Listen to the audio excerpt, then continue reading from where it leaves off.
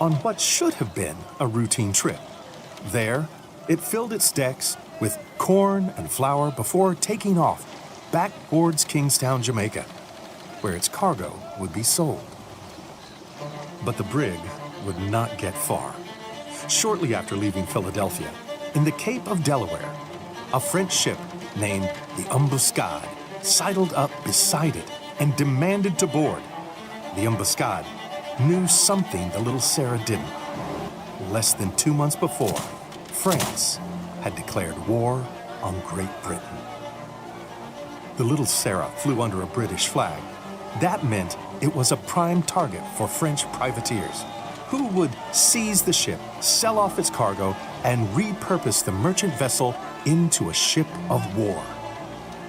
The French overtook the British ship and towed the little Sarah back into Philadelphia. Its British flag was flipped upside down. Crowds cheered the arrival of the captured prize. Its crew replaced the corn and flour with 14 cannons. The little Sarah was now a privateer. Soon, it would sail out from Philadelphia with an American crew to hunt down other British ships. The little Sarah was just the last in a series of victories on the sea against the British, all led by the French minister known as Citizen Genet. Young, energetic, and charismatic, Genet was a phenomenon in the States. He recruited American fighters to invade Spanish Florida and used American ports to launch attacks on British ships.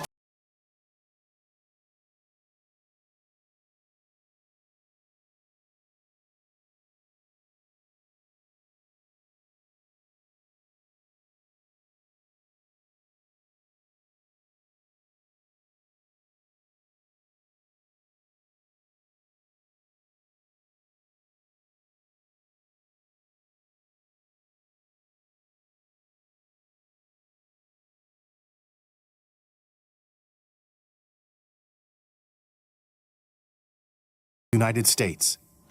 Alexander Hamilton feared what a British embargo could do to American trade and began to consolidate Federalist support for the dissolution of the treaty. Here, caught between two cabinet members, two mighty countries, and his own nation divided, President George Washington faced a critical decision. Shall a proclamation issue for the purpose of preventing interferences of the citizens of the United States in the war between France and Great Britain? Shall it contain a declaration of neutrality or not? What shall it contain? This is Inventing the Presidency, Episode 5, The Neutrality Crisis.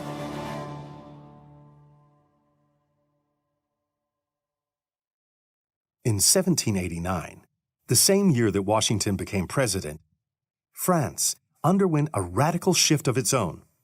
The outbreak of the French Revolution forced King Louis XVI to submit to a constitutional monarchy. Early on, the French Revolution enjoyed wide support from Americans. One of the most prominent French allies during the American Revolution, the Marquis de Lafayette, took a prominent role in the French Revolution as well. After the storming of the Bastille on July 14, 1789, Lafayette presented the key to the Bastille to Washington. That key is still on display at Mount Vernon today and has become a powerful symbol of the historic friendship between the United States and France. But the constitutional monarchy would not last. In 1792, the king would be deposed, and France became a republic. The rise of Republican France, however, did not mean the end of the French Revolution. The French had been the United States' most important ally during the Revolution, and many Americans cheered on the French attempt to launch their own revolution. Other European nations reacted with alarm. They feared that the revolution would spill out into their borders. Austria and Prussia declared war against revolutionary France. In 1793, the revolution took a turn. March 18th, 1793. The Diary or Loudon's Register. By this day's mail. Death of Louis XVI. The post brought this day a certainty of the execution of the King of France on the 21st January last, between 10 and 11 o'clock of the day. As soon as the execution was effected, 3 huzzas were given by the spectators, hats thrown the air, and, it is said, the executioners and many near the scaffold dipped their buttons in the king's blood as marks of victory and triumph. Some Americans celebrated the death of the French king, the death of a tyrant as they saw it. Others were horrified by the act. The Americans had overthrown their king, to be sure, but they had not publicly executed him and shown his severed head to the crowds. Many were scandalized by the continued imprisonment and eventual execution of his queen, Marie Antoinette, out of the belief that she, as a woman and a mother, ought to have been spared.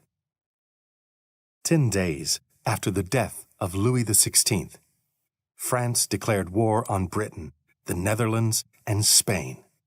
By the time news reached the United States, nearly all of Europe was embroiled in war. The United States may have been an ocean away from the trouble, but it quickly found itself entwined within the war in Europe. Here is Sandra Moats, author of Navigating Neutrality. January, February 1793, the United States gets word that France and Britain are at war once again. They've had a series of these imperial wars, and this is just the latest round.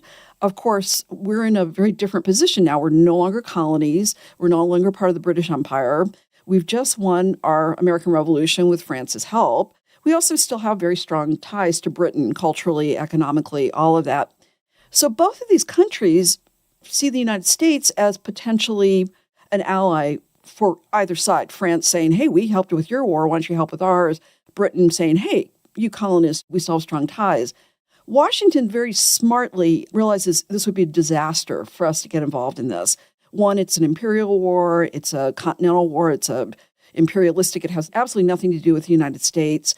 And secondly, we would just be pawns. He even says that the cost to us would be great, and the benefits, the results would be terrible. And especially given that we're only 4 or 5 years into the new Constitution, this would just be a disastrous mistake. So the idea is to tamper expectations and to also warn American citizens, stay out of this thing. At this point in time, Washington was struggling to maintain control in both the Northwest Territories and Western Pennsylvania. The small U.S. Army was occupied in the Northwest War at this time, and there was no U.S. Navy. To fall into an international transatlantic war could topple the young nation, especially against the might of the British Navy, which was at that point the strongest in the world. Here is Lindsay Chervinsky, presidential historian and author of The Cabinet. When France declared war on Great Britain in February of 1793, Washington immediately, as soon as he heard the news in April, he knew that the nation had no business getting into this war. The country was just really beginning to recover from the revolution, economically, environmentally, physically, mentally, financially, and it had no business getting in a war that was going to wreck all of those things. Even if it had wanted to fight, the nation had no army or navy, so it had nothing to fight with. So this was really not a complicated answer. However, what neutrality looked like was actually a much more complex problem for a couple of reasons. First, in 1778, when the United States had signed a treaty of amity and commerce and a treaty of defense with France, the defense treaty obligated both sides to come to each other's aid if they were attacked. So if France was attacked, in theory, by Great Britain, the United States would need to come to France's aid. So the question here was, well, was France attacked if France was the one that declared war? That was one question that sort of complicated matters, and whether it obligated the United States to come to France's aid. The second question is, what is neutral behavior? And this particularly is important around American ports at a time when commerce and trade is mostly taking place on the high seas, people are often bringing their ships in and out of American ports and Caribbean ports and French ports and British ports. And sometimes it's clear that they have no role in the war. Maybe they're just trading food and clothing. But other times it's not as clear. Are they trading arms? Are they trading ammunitions? Are they trading things like wood that can be used to repair ships that are used to fight naval battles? There are a lot of things that are fuzzy, a lot of details that are complicated. And that was really Washington's concern, is how do we define what neutrality is? And then how do we enforce it? Because that also had never been done. It was untested. It was unclear what laws were in play, what courts would hear that decision, who would enforce a punishment. These were all decisions and questions that had to be answered, and it was kind of up to Washington to do so. For a brief period, the distance of the ocean afforded Washington some time to plan. But his respite would be quickly cut short. Not long after news broke about the execution, on April 8th, 1793, a charismatic French emissary arrived in Charleston, South Carolina. His name was Edmond Charles Genet. He was young and idealistic. His first diplomatic post had been to the court of Catherine the Great in Russia, but his revolutionary zeal proved too controversial, and he was eventually deported. But the government saw great promise in the idealistic, charismatic Genet, who could speak English fluently. Here is one description of Genet, written by John Steele to Alexander Hamilton. You have heard much of this citizen, no doubt, and therefore anything of him from me will seem superfluous. But as I am writing of the man that we are all afraid of, permit me to say that he has a good person, fine ruddy complexion, is quite active, and seems always in a bustle, more like a busy man than a man of business. His system is, I think, to laugh us into the war, if he can.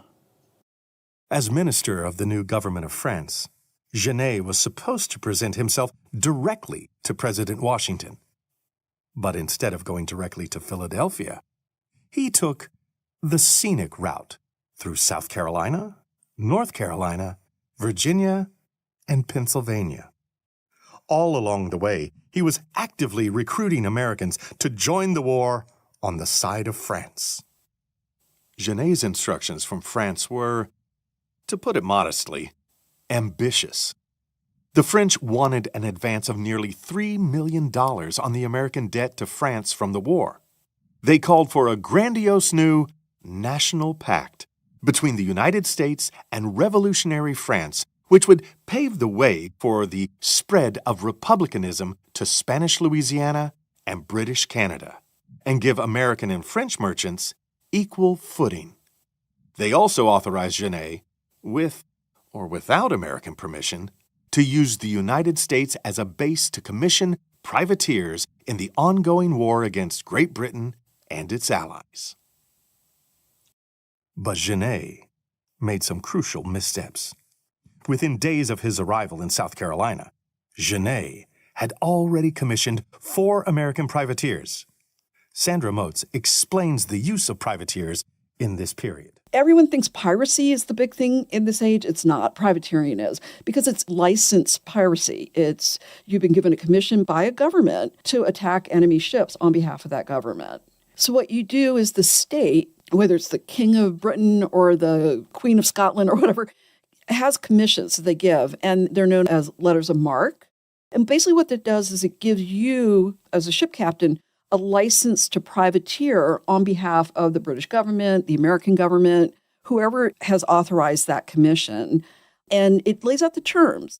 You outfit your ship, you are acting basically as on behalf of the British Navy or the French Navy, and anything you collect, you basically split the share. The British government, the French government gets a share, and then you get to collect a share. And then you take you literally go and jump on someone else's ship, capture the ship, take that ship and its belongings into port, and then basically cash out. And then the British government, if you're working for them, they'll take their cut. And then you as the ship captain get your cut. And then you give whatever's left to your crew. And as you can see, the more ships you capture as a privateer, the more lucrative it is. It's actually an industry to take regular merchant ships and turn them into warships. So put turrets on them, put cannon. A regular merchant ship only requires about 7 or 10 guys to run.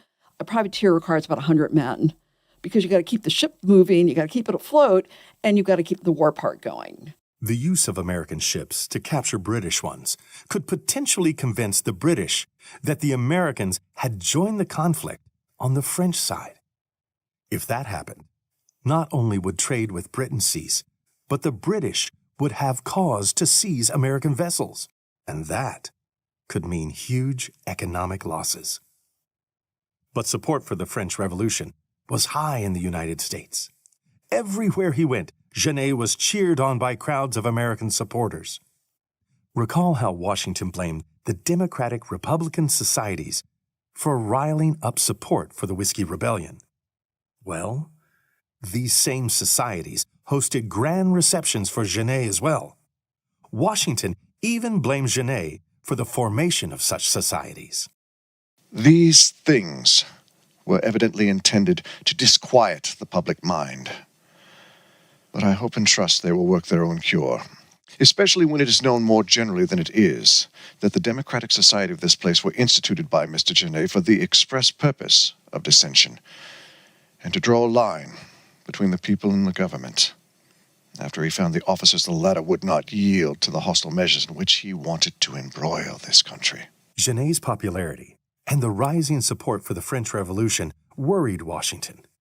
He quickly assembled his cabinet to debate their options on an official position of neutrality in the European war. Once again, Hamilton and Jefferson found themselves at odds. Hamilton wanted to protect American commercial interests by adhering to a policy of neutrality.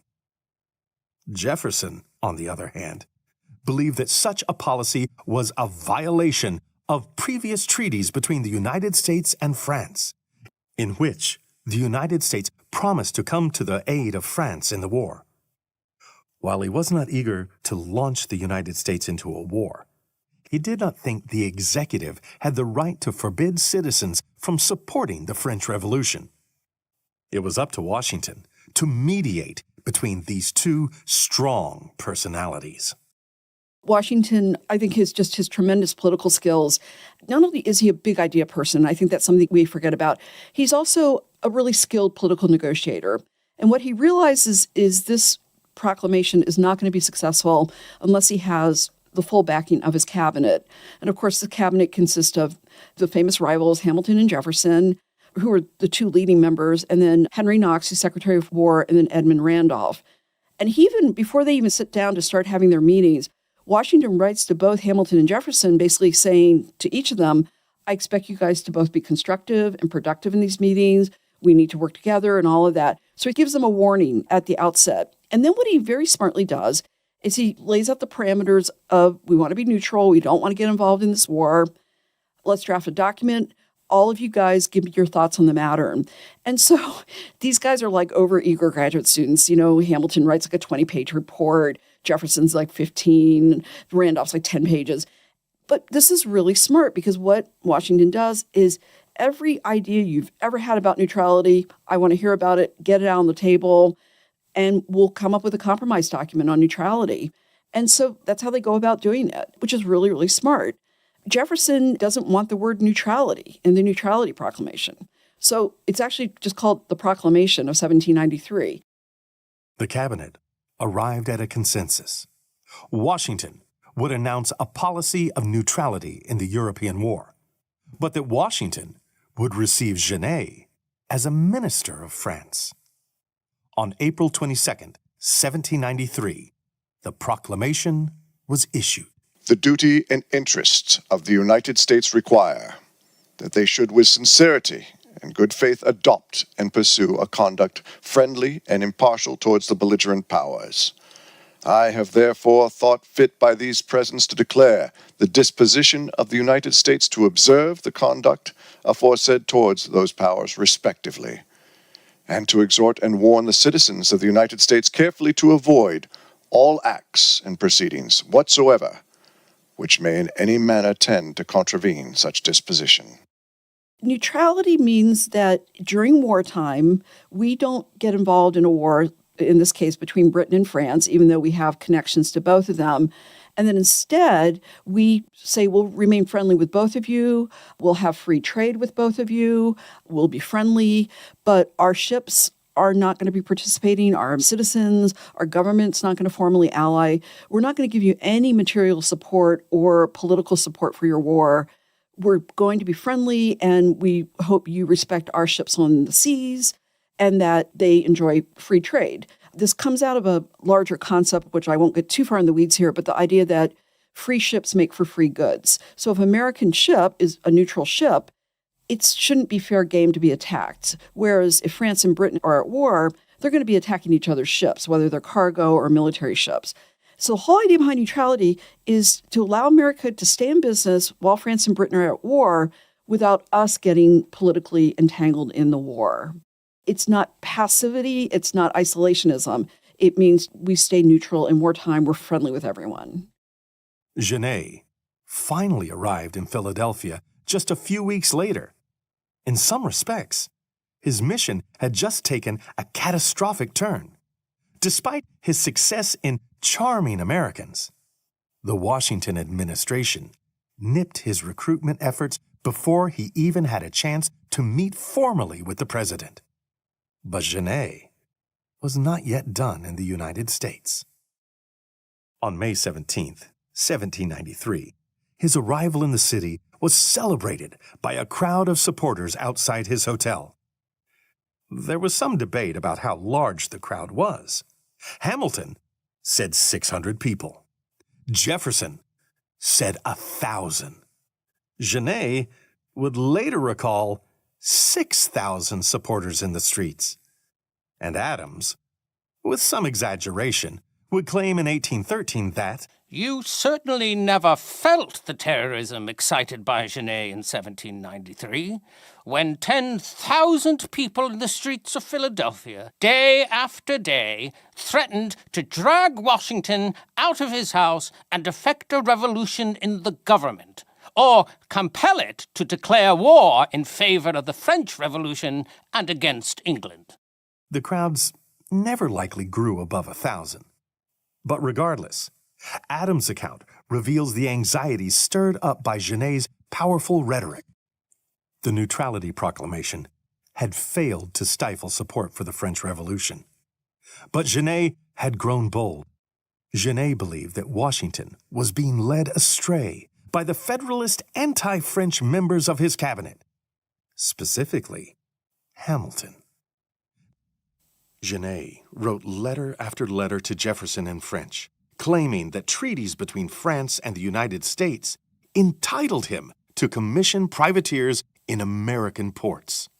Jefferson was initially sympathetic to Genet, but over time, he grew frustrated with Genet's refusal to comply with his directions. He warned him to stay put for the time being and forbid him from continuing to use American ports to outfit new privateers. Here is Lindsay Chervinsky again. Initially, Jefferson had been very supportive of Genet. He had wanted to give Genet the benefit of the doubt. He had warned Genet repeatedly about the Neutrality Proclamation and asked him to stop with privateers and asked him to cease that behavior. Hamilton was very distrustful of the situation. He was quick to want to request Genet's recall from France, and they battled over these issues constantly in cabinet meetings. There was a final sort of throwdown, for lack of a better word, in July of 1793 when it became clear that Genet was going to continue churning out these privateers regardless of what they said. When Jefferson finally confronted the French minister about these issues, Genet threatened to American people to go above Washington's head and to appeal directly to American citizens. And this was a huge insult. It was a grave insult to American sovereignty, to American diplomacy, to the president's authority over diplomacy. One last act of defiance sealed Genet's fate. In July, Genet captured a British ship called the Little Sarah, even after Jefferson wrote Genet forbidding him from continuing to use American ports to outfit new privateers. Genet relaunched the ship as La Petite Démocrate. Washington was outraged. He immediately wrote to Jefferson, demanding a solution. What is to be done in the case of Little Sarah now at Chester? Is the minister of the French Republic to set the acts of this government at defiance with impunity and then threaten the executive with an appeal to the people? Oh, what the world must think of such conduct, and of the government of the U states in submitting to it. These are serious questions. Circumstances press for decision. And as you've had time to consider them, upon me they have come unexpected. I wish to receive your opinion upon them, even before tomorrow, for the vessel may then be gone. Washington called his cabinet together once more. Washington wanted Genet gone. Even Jefferson, who had sympathized with Genet's cause, was losing his cool. In a letter to James Madison, he wrote, Never, in my opinion, was so calamitous an appointment made as that of the present Minister of France here. Hot-headed, all imagination, no judgment, passionate, disrespectful, and even indecent towards the President in his written as well as verbal communications, talking of appeals from him to Congress, from them to the people, urging the most unreasonable and groundless propositions, and in the most dictatorial style. If ever it should be necessary to lay his communications before Congress or the public, they will excite a universal indignation. He renders my position immensely difficult. Jefferson worried that Genet's actions would harm the French cause amongst Americans and ultimately increase support for Washington's Federalist policies. It was not that Jefferson disagreed with Genet's politics. On the contrary, Jefferson remained critical of the Neutrality Proclamation. He believed that it should have been the Senate's authority, not the President's, to issue such a verdict, and he privately wanted the United States to support the French Revolution, although he did not want open war with Britain. The Genet affair was now causing open conflict within Washington's cabinet. Jefferson and Hamilton, who had always been at odds, escalated their fighting. By some accounts, they were openly arguing in every cabinet meeting. Their opposition would soon spill out into the public sphere. Hamilton sought to defend what he saw as the only thing protecting American trade and peace. Writing for newspapers, he wrote, The inquiry, then, is, what department of the government of the United States is the proper one to make a declaration of neutrality in the cases in which the engagements of the nation permit and its interests require such a declaration? A correct and well-informed mind will discern at once that it can belong neither to the legislature nor judicial department, and of course must belong to the executive. Hamilton would go on to write 7 total essays under the name Pacificus. Fearing that Hamilton's well-written essays would become public opinion if left unchallenged, Jefferson wrote to James Madison urging him to respond. For God's sake, my dear sir, take up your pen. Select the most striking heresies and cut him to pieces in the face of the public. There is nobody else who can and will enter the lists with him. And take up the pen Madison did. Beginning in August 1793, Madison wrote a series of 5 essays under the name Helvidius. Madison tackled the specific claims posed by Hamilton and deconstructed them. If we consult for a moment the nature and operation of the two powers to declare war and make treaties, it will be impossible not to see that they can never fall within a proper definition of executive powers. The natural province of the executive magistrate is to execute laws, as that of the legislature to make laws. All of his acts, therefore, properly executive, must presuppose the existence of the laws to be executed. This debate swirled around what would become an important precedent for the presidency. Would the executive branch be responsible for dictating the nation's foreign affairs? Or did that power belong exclusively to the legislative branch? With his cabinet divided, Washington proceeded with caution. He knew that for the United States to survive, they needed to proceed on a policy of neutrality. But not even he could predict what would happen next. For in August 1793, doctors declared the grim and frightening truth that for the first time in 30 years, yellow fever had returned to Philadelphia.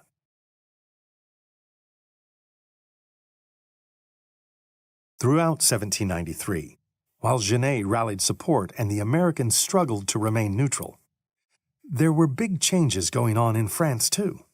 Genet was sent by a government known as the Girondins, but by the time Washington requested his recall in August, a new regime was in power, the Jacobins, and they were none too pleased with Genet's actions in the United States.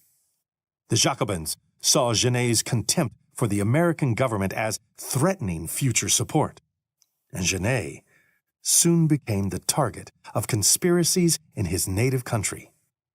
One French pamphlet writer accused Genet of being a British agent bent on destroying American-French unity.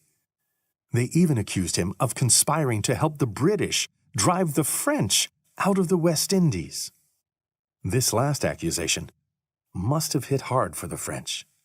There was at this time another nation at war with France. In 1791, the outbreak of the Haitian Revolution would lead to a 13-year struggle for independence from France. Led by Toussaint Louverture, a keen military leader who had been enslaved himself, Haiti would become the first country to be founded by formerly enslaved people. Haiti was, of course, much closer geographically to the United States than France. The planter class, primarily made up of white men, pleaded to the United States for assistance, and Hamilton advanced $40,000 to the French minister for assistance to be paid out of the American debt to the French. Here is Ramin Ganeshram, journalist, food historian, and executive director of the Westport Museum for History and Culture. The revolution in Haiti was an uprising of enslaved people against the French planter class who enslaved them. And what's important about this is that it was a successful revolution. The revolution took place. The planter class was driven out of Haiti in favor of self-rule by now free people of African descent. What's important to understand about this is that this was an absolutely terrifying situation for men like Washington and other enslavers in the United States. Uprisings, revolts among enslaved people in the Caribbean did happen from the 17th century, and they would have known about it. Particularly in the West Indies, there was revolt after revolt. They were always put down at great expense to the African community in terms of loss of life and punishment, but they continued. So there was this constant fear amongst particularly the planter class in America of the same thing happening here. So when it happened in Haiti and it succeeded, this struck terror into the hearts of Washington and men like him. Due to his revolutionary ideals and military genius, Louverture was hailed as the George Washington of the Haitian Revolution. But George Washington of the United States was not so supportive of the Haitian Revolution. Both Jefferson and Washington expressed concerns about the influence of the Haitian Revolution on American enslaved communities, fearing an uprising. Toussaint Louverture recognized the United States as a sovereign state. Washington did not return the courtesy to him. But what's interesting is that Washington really didn't comment publicly very much on events that revolved around enslavement. We have very little public comment about that. Politically, he thought it was an illegitimate revolution. He thought that it was a terrible situation. Personally, he donated a small amount of money to a fund for white refugees of the Haitian Revolution in Philadelphia. In 1793, about 2,000 of these refugees, most of whom were French, arrived in Philadelphia. There is no way to know for certain, but many in the ensuing years would blame this influx for what would soon become a crisis beyond the control of anyone in the United States. Dear Julia, since my letter to you of Friday, the fever has assumed a most alarming appearance. It not only mocks, in most instances, the power of medicine, but it has spread through several parts of the city remote from the spot it originated. This is a letter written by Benjamin Rush to his wife Julia. Rush was already a well-established and trusted doctor in Philadelphia when yellow fever hit the city. It would quickly become one of the worst epidemics to spread throughout 18th century America. This morning I witnessed a scene there which reminded me of the histories of the plague. In one house, I lost 2 patients last night. 5 other persons died in the neighborhood yesterday afternoon, and 4 more last night at Kensington. Just a few days later, he wrote again to his wife, describing the nature of this yellow fever. Sometimes it comes on with a chilly fit and a high fever, but more frequently it steals on with a headache, a languor, and a sick stomach. These symptoms are followed by a stupor, delirium, vomiting, a dry skin, cool or cold hands and feet, and a feeble, slow pulse. The eyes are at first suffused with blood. They afterwards become yellow, and in most cases, the yellowness covers the whole skin on the 3rd or 4th day. Livid spots on the body, a bleeding at the nose from the gums and from the bowels, and vomiting of black matter in some instances closes the scene of life. In just 4 months, 4,000 people died in Philadelphia alone, at least 10% of the city's population. Nearly half fled the city. The disease quickly spread to New York, Boston, and other major cities. The yellow fever hit Philadelphia just as the Whiskey Rebellion was at its height. Even the yellow fever became wrapped up in the partisan debates surrounding Genet. Those who wanted to continue trading with England blamed the yellow fever on French refugees from Haiti and elsewhere. These were known as contagionists. Those who supported the French Revolution argued that the yellow fever had a local origin. Genet was, at this time, in New York, with his political future uncertain and with no way to return to the now quarantined capital. Genet would wait out his days in suspense. Adams would later claim it was the yellow fever that cooled the revolutionary fervor, although other factors doubtless played a role as well. Nonetheless, the city came to a standstill as all efforts went to treating the ill and combating the spread of the illness. The typical treatment for fevers at the time was a tonic made out of tree bark, specifically from various willow trees. It might sound old-fashioned, but the chemical component found in willow bark, salicin, forms the basis for modern aspirin. But this primitive pharmaceutical failed to treat the yellow fever.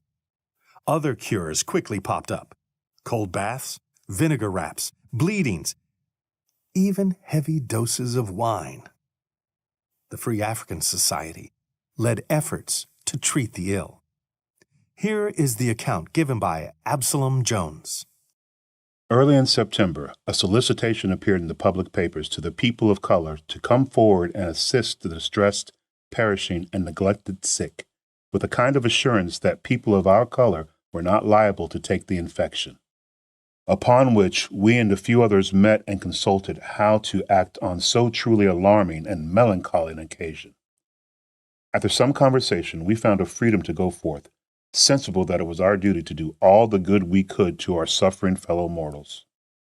Here it ought to be remarked that 2/3 of the persons who rendered these essential services were people of color, who, on the application of the elders of the African Church, were liberated on the condition of their doing the duty of nurses at the hospital at Bush Hill. Despite the heroic efforts of Jones, William Gray, Sarah Bass, Mary Scott, and many other African Americans who put their lives in danger to care for the sick, many accuse them of profiting off of the ill. We feel ourselves sensibly aggrieved by the censorious epitaphs of many who did not render the least assistance in the time of necessity, yet are liberal in their censure of us. For the prices paid for our services when no other knew how to make a proposal to anyone they wanted to assist them. The belief that African Americans were immune to the yellow fever proved false, and soon it raged through their communities alongside the rest of Philadelphia. Even Alexander Hamilton fell ill, although he and his wife would later recover. A difficult decision had to be made. Washington may not have liked the prospect of abandoning the capital of the United States, even as thousands were fleeing the city. But on September 10th, 1793, Washington and his family evacuated to Germantown, Pennsylvania. The Washingtons would remain there for several months. By December of 1793, the yellow fever had left Philadelphia. Washington returned to the city. So did Genet. When Genet visited Congress to make his final appeal, he told his French superiors that he was ready to engage in mortal combat with his opponents. Although in reality, his speech failed to excite any strong reactions. Genet blamed Washington's popularity for the lukewarm response. He believed congressmen were too scared of pushback if they went against the popular president. In reality, Genet had gone too far. After his outrageous disobedience of the Washington administration, few in Congress wished to endorse the defiant Frenchman.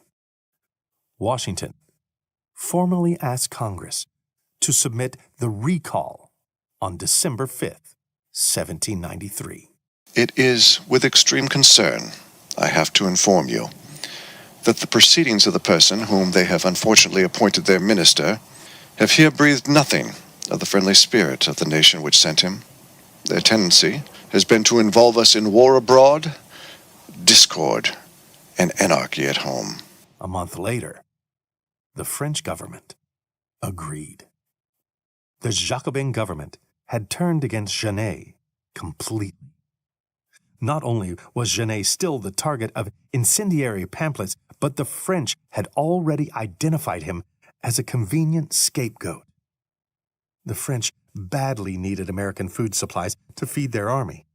Plus, there were some in the French government wishing to recall their own American minister, a terse, eccentric founding father by the name of Gouverneur Morris. Morris was the only American diplomat to remain in Paris during the Reign of Terror, and he was seen by many as being a pro-British agent. The idea of a recall must have been terrifying for Genet. Between September 1793 and July 1794, over 16,000 people in France were executed in what is now known as the Reign of Terror. Marie Antoinette had lost her head in October. So did Genet's former mentor, Jacques-Pierre Brisson. Washington's dear friend, the Marquis de Lafayette, once a hero of the French Revolution, was now in prison as an enemy of the same revolution. Genet must have known he would be next. Washington, too, understood Genet's fate should he return to France: the guillotine. At this point, Genet had openly flouted Washington's policy of neutrality.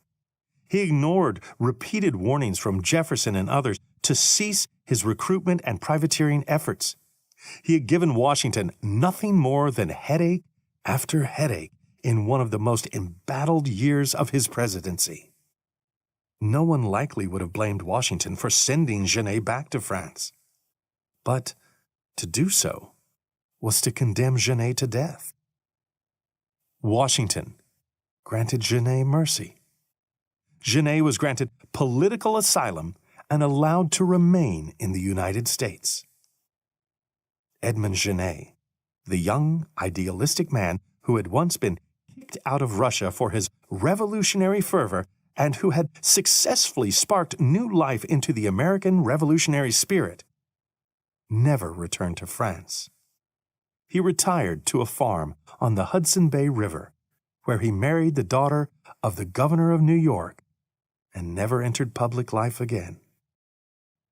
Washington had averted another crisis. In March of the next year, Congress would finally pass the Neutrality Act of 1794, putting into law what Washington had proclaimed a year earlier.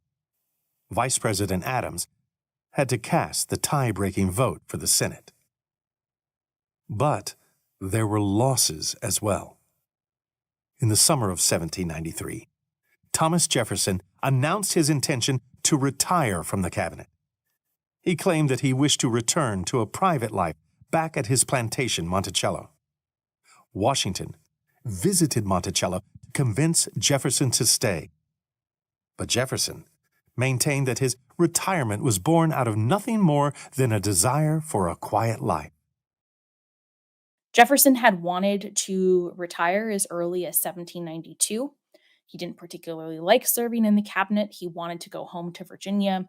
He started to disagree with some of the policies that Washington was selecting. He especially disagreed with Hamilton's strong stance against France. And Washington managed to keep him around for 2 additional years. He begged, he pleaded, he used all sorts of guilt trips to get him to stay. He felt that it was really essential to have those multiple perspectives. But by the end of 1793, Jefferson had had enough and retired on December 31st and went home to Virginia to start an opposition party. Too much damage, perhaps, had been done during the Genet affair. Jefferson had been strategically influencing popular newspapers to carry his Democratic-Republican views for years now. Those views were beginning to create open conflict within the Washington administration. His departure temporarily cooled tensions within Washington's cabinet. Adams wrote to his wife Abigail, Jefferson went off yesterday, and a good riddance of bad wear.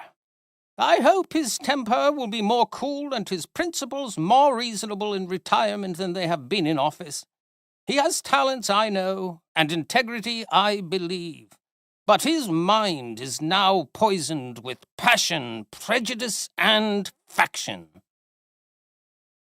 But Jefferson would not abstain from politics, and his retirement from the cabinet signaled his preparation for a much bigger role down the line, that of president. But for now, the United States successfully pursued a policy of neutrality that kept the United States out of the European War. It allowed the American economy to continue to grow through trade with both Britain and France. Most importantly, the Genet affair set a vital precedent for the American presidency. One of the things that's going on with the whole neutrality proclamation, what they come to realize is that you're going to need institutional support from the government if this is going to work. And one of the first ways that you see that happening, of course, is that the executive branch will become the leader in foreign policy and in diplomacy because of the president being commander-in-chief, because of the secretary of state, all of that. That foreign policy will tend to originate from the executive branch. And additionally, you're going to have branches within the government, in the federal executive branch, like in the Treasury Department, U.S. attorneys, people like that. You're going to have to activate those folks to have them actively reporting neutrality violations, prosecuting them, all of that. And so when the executive branch becomes the leader in foreign policy, the act of requesting a recall of an ambassador, again, even today, it's a very, very sensitive issue. When you remove your ambassador from a country or you ask an ambassador to be removed, it's a really big deal. And so for the United States to exercise that kind of authority It's a major precedent, and it's also, again, the dominance of the executive branch in foreign affairs. And then eventually what you'll have happen is the Congress will come on board with the Neutrality Proclamation. They'll actually codify it into law, and the courts will eventually come on board and start being a little more aggressive about prosecuting these cases. But while it was an important victory for the Washington administration, the debate was far from over. Washington's actions during the neutrality crisis inspired a new wave of confidence in his administration. But he also came under attack from one of the most vicious and persistent opponents he would face in the course of his presidency: the press. Next episode on Inventing the Presidency. Washington cultivates his public image, but he finds that the Jeffersonian-supported newspapers are out for blood. And in the wake of the Genet affair, Washington becomes the target of political attacks on his foreign policy.